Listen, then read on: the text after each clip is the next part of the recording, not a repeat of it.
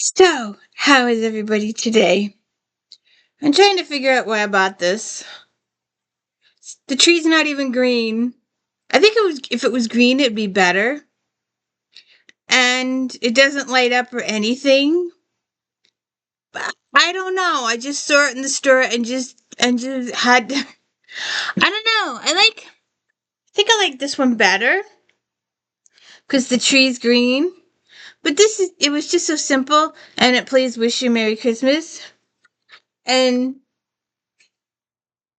I have another one that I'll show in the next video or so.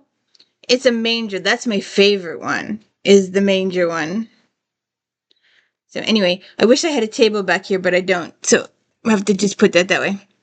But we are on Mercy Thompson, book 12.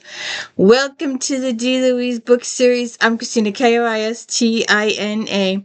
This is where we read books and talk about books. No special effects, no theme music, none of that fancy smancy stuff going on here. If you could please hit the like and subscribe, I'd appreciate it. Apparently nobody watches my videos. I put a video up of my cat. She got 3,000 views. Me, nobody watches me. Nobody cares about me. But I'm a series person and I do series. And I would hope that you would check out my Star Trek Next Generation recaps every single Friday.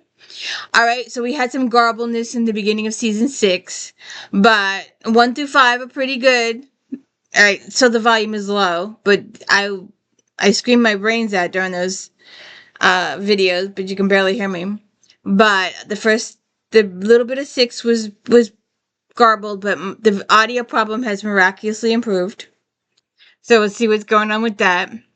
And if then Friday afternoons, if you like this author, maybe like that author, really got carried away with the themes in Halloween and Thanksgiving and Christmas. So now we're moving on to some new ones in January.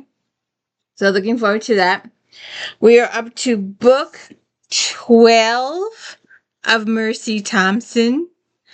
And now there is a separate series that sometimes intermingles with this one, the Alpha and Omega series. We may do that at some point, but not at this juncture. And we gotta get caught up on Catherine Coulter. I got carried away with some other books that showed up unexpectedly. So this Mercy kind of, there's this big thing.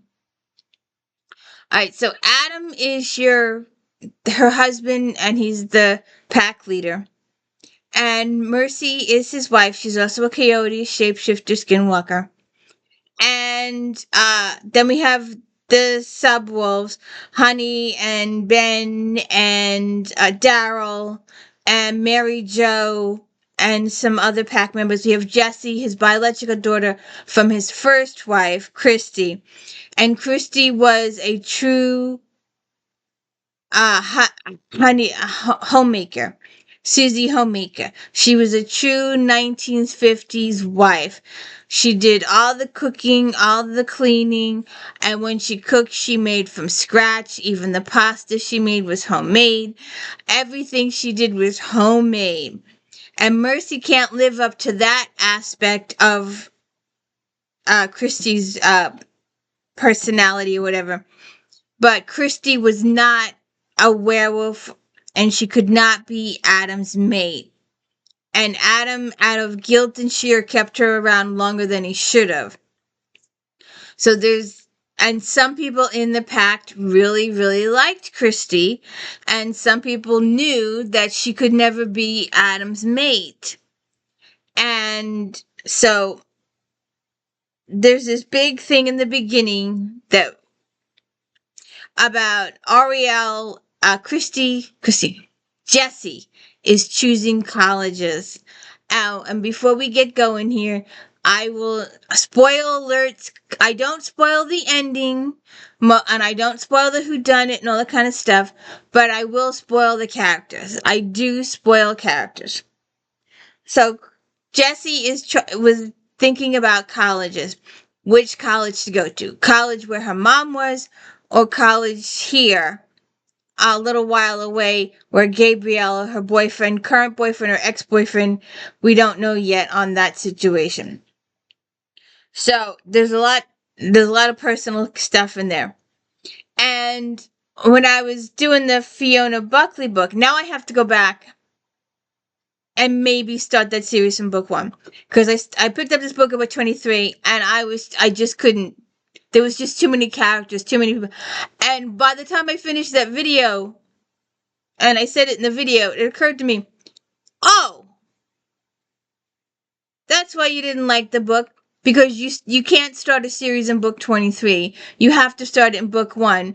And then if you had read it from book 1 through 23, then you would have appreciated all the family catch up in the beginning.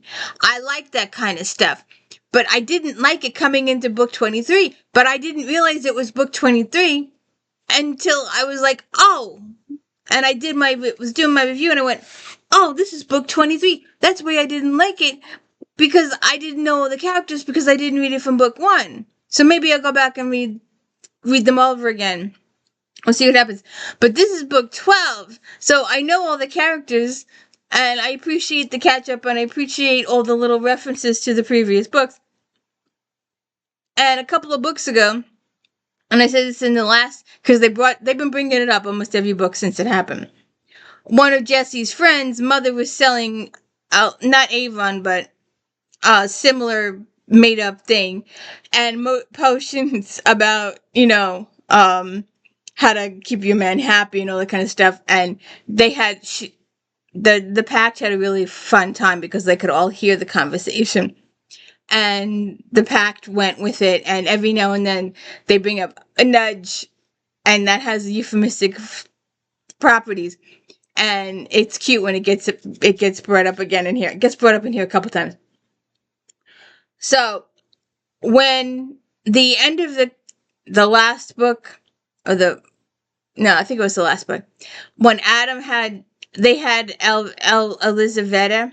She was their witch, and she did a lot of cleanup for them, and they depended on her. When they had stuff they needed cleaned up, she and her team would clean it up. But apparently Elizaveta crossed over to the dark side at one point, and she had to be eliminated. And when she was eliminated, just her last final words was to put a curse on Adam. So Adam's been going through some stuff. So he's been trying to deal with it alone. He's been afraid to touch Mercy. So they have a little bit of a separation angst going on, a relationship angst. And Mercy's trying to figure out what's going on, because Adam won't tell her. He's closed down their mating bonds and all this kind of stuff. So that's like one part of your story, is Mercy trying to figure out what's going on with Adam. Then Stefan, the vampires play a very smaller role in all of these books. They're like guests. They're in every book. This group is in every book. And we still haven't figured out what's going on with Wolf yet. But Marcilla is the head vampire. And then like Stefan and Wolf may or may not be her equals, may or may not be her subordinates. I don't think they're really not subordinates. It's fuzzy on the lines there. But Stefan has also disappeared from Mercy's situation, and there's something up with him. So Mercy's a little concerned about that too. So she's worried about the stuff with Adam, and she's worried about the stuff with Stefan. And then she gets called, she's going to pick up a part for her car. Tad and Z are the Fae. We have quite a few Fae in here, and Fae usually play a prominent role in some of these stories. And Z is the father, and he's the one that Mercy bought the shop from. And Tad helps her work with the cars and helps her repair them. Tad is half Fae, but he's apparently gained a lot of powers from his dad. So she's on her way to pick up some parts to get to the shop. And on the way there, there's this like massive accident. There's a murder-suicide. There's a whole bunch of weird stuff going on. And apparently, a demon has possessed some people and causing them to do stuff. And in the process of this, one of Mercy's friends, this lady, Anna, who I think that's her name, Anna, never heard, her and her husband never heard anything. Her husband, if they found a bug, he would catch it and release it outdoors. He would never kill anything. And apparently, he kills his wife and then himself. Because it's later revealed that this evil demon, to gain power from people, will gain more power if the person he possesses kills more people. So Mercy's also upset about that. So now she's worried about Anna and Charles being killed. It was a Daniel. I'm sorry, but Dennis. And then she's got all the stuff with them, and she's seeing their ghosts, and she's getting a little answers, but not much. She's got the thing with Adam. She's got the thing with Stefan. And then in the midst of all this, Underhill. Tilly from Underhill.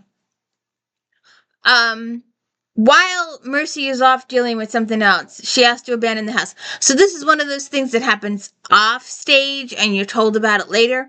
One of my authors says that if we sit down and have a meal together and we're talking to each other and we're enjoying our food and she had this and she had that and she did, wait, but if later on I'm telling someone else, oh, earlier today I had lunch with so-and-so, and this is blah, blah, blah. So this is how Mercy learns about Underhill. It has already occurred. It's in the past. This is an event that's happened, and she's being informed of what happened during her absence from the house. And so Underhill has built a door in her backyard for a year and a day. So we don't know if that's going to continue or not, but that's what happened. And Aiden is our little fire starter. He's probably over 100 years old, but his physical body is like under, maybe 12 or so. We'll see. He's got some stuff going on. But he was held captive by Underhill or Tilly for a very, very long time. But now he's out and he wants to stay out. And Tilly wants him back, but he doesn't want to go back. And Mercy is putting a foot down that he can stay if he wants to stay. And so she's building this door in Mercy's backyard. And Mercy wants to know what's up. And then Mercy starts seeing this rabbit. And apparently she gets bitten by the rabbit. And Wolf, our vampire friend, saves her by washing it off with the water in the river. Apparently, supposedly, but it only worked for Mercy, didn't work for anybody else they tried it with. So she's got this thing with this pact issue, this bond issue with Adam. She's got the few things with Tilly building Underhill door in her backyard. She's got this thing with Stefan. Something's going on with him. Then Wolf is stalking her for some unknown reason. And this mysterious fae or demon-like creature is possessing people and is also killing people, and at one point turned somebody into a stone. It felt like you were watching Han Solo, and it's compared to Han Solo in the Star Wars movie. But so there's a lot going on there. And he even hurts Mary Jo's 1 week, 2 week boyfriend. And there's a lot of stuff with Jesse. It's really cute. So I think that's basically it. I don't really want to spoil. Then we have some rogue werewolves in town. And they've got a serious faction because Bram, who was the king werewolf, had used this lady Fiona for his killings that his son Charles is the big enforcer, and Charles is the alpha and omega. He's that series. And so this lady Fiona is also in town with this group who are looking to start their own pack. They want to get rid of Adam so they can take over his pack and be in charge. So we've got that to deal with. So those are your major plot lines. The issue between Mercy and Adam and their mate bonds. There's a problem with Adam. So to find out what that is, you've got to read the book. Then we've got the demon or fae or fairy tale character, however you want to put it, who is taking over people and killing people. Then we have Tilly and her Underhill opening the door in the backyard. We have the other werewolves coming into town. And we have the problems with Stefan. And we have the problems with Wolf. So that's your story there. And also the goblins are featured in a little bit. But the sad thing is that we're almost to the end of our binge read. We've only got 2 books left. We've only got Soul Taken and Winter Lost, and we are done. So, we'll start the new year off by finishing a series. Last year I finished both J.D. Robb and Eve Dallas by this point. So if you could please check all of those videos out. And Krista Davis, I did all the cozies. I did J.D. Robb. I love my Eve Dallas. And I'm so looking forward to the February book. And we just finished Janet Ivanovich. Please check out. It will air Christmas Day. Oh, well, that means it aired last week. Sorry. Sorry. So, and don't forget to please check out Star Trek Next Generation and If Thens on Fridays and my Flashback Mondays. I work really hard on those. This next one coming up, or the one that just aired, will have about 80 to 90 books in it. It's going to be a big one. So go back and check that out. And please hit the like and subscribe. I hope you enjoy these books as much as I do. And if you have any ideas for series, if you know a really long series, let me know. Have a good one.